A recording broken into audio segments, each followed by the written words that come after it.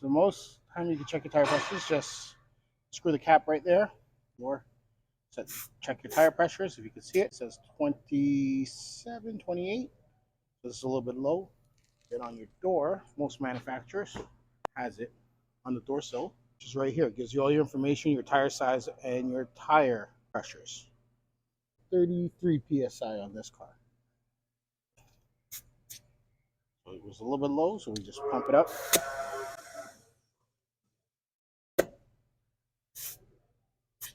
It's 33 right there.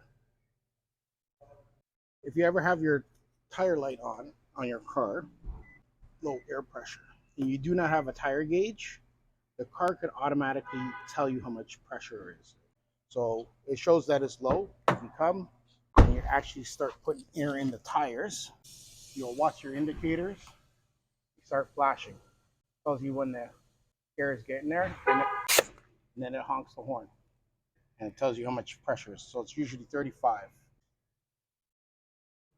So if you're ever at a gas station, don't have a gauge, you could do it. As long as the key is on, it will know.